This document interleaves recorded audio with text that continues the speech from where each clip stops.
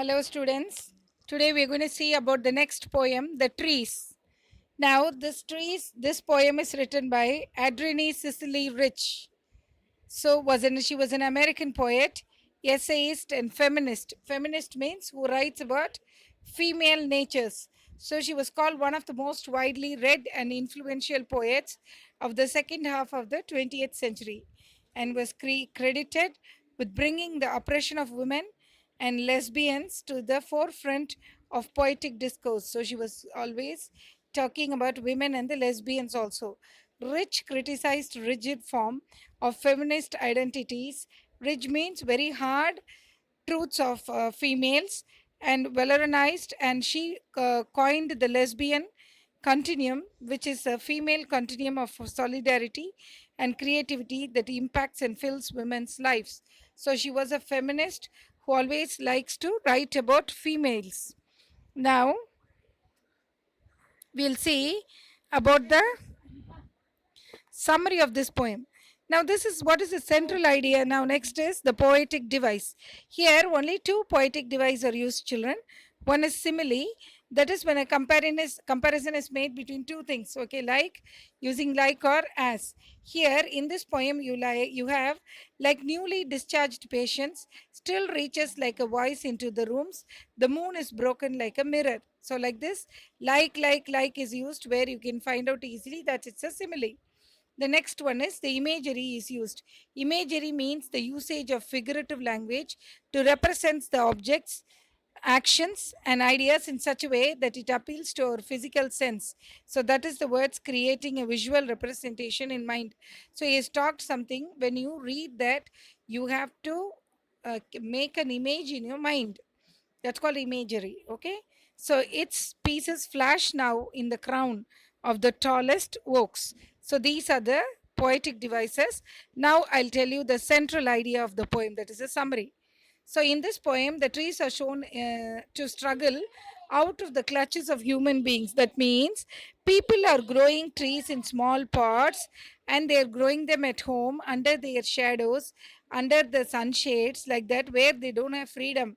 Only to the place where the people, human beings, confine them. They wanted them, so they're growing in a controlled manner. Whereas if you leave them in the forest, they will grow according to their will and wish. So actually, the human beings grow trees, plants, etc. in their homes to give the semblance of nature. Semblance means resemblance of a forest or nature inside their homes. So this is not nature as actual nature lies outside into the forest. So there's a kind of conflict, the contrast between man and nature in this poem. Man is creating artificially through plants and bushes in the pots in his house. The poem tells how the trees inside the home want to break free. They want to break the walls and come out and get into the forest and live a happy and soul lonely life. From the walls in confines to go back to nature, tree stands personified.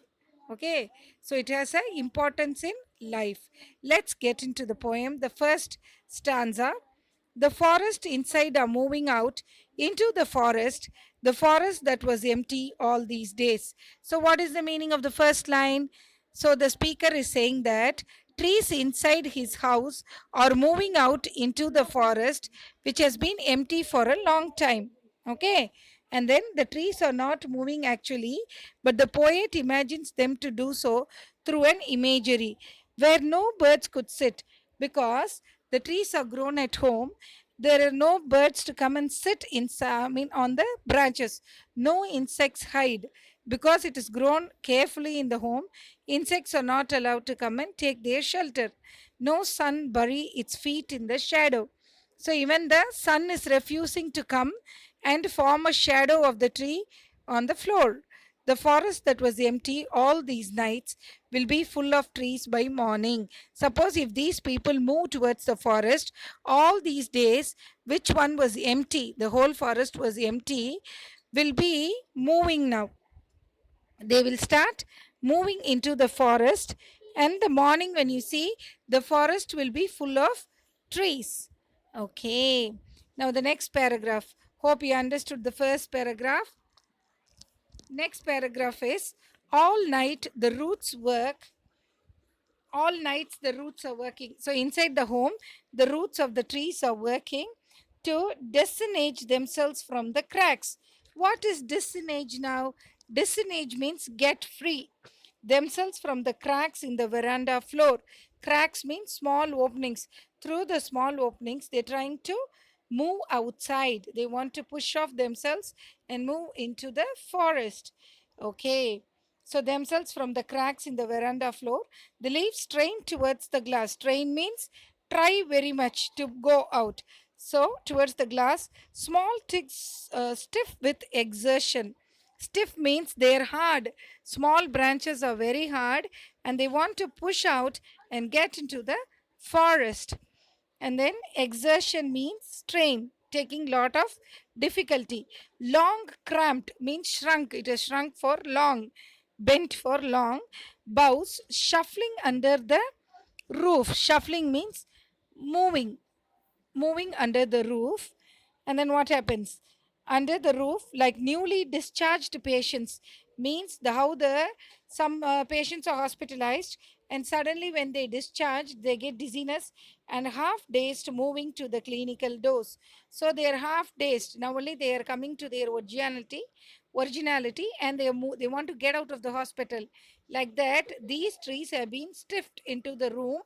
And for the beauty, for the man's what to say, man's wish of making an beauty, bringing nature home, which is not possible, but it is possible to some extent. But the trees are missing their freedom because of the selfishness of the human being. So this is the conflict used here. So the trees are half dazed and they are in a halfway and they want to half shocked and they want to get into the forest, at least through the cracks of the wall and holes in the wall they want to move out. That is the second para. Now let's get into the third one. Now i sit I sit under, I sit inside, doors open to the veranda, writing long letters. So he's sitting there and he's writing long letters in which I scarcely mention the departure of the forest from the house. So he used to write poem. Now means they are writing poems like that. Scarcely means very hardly.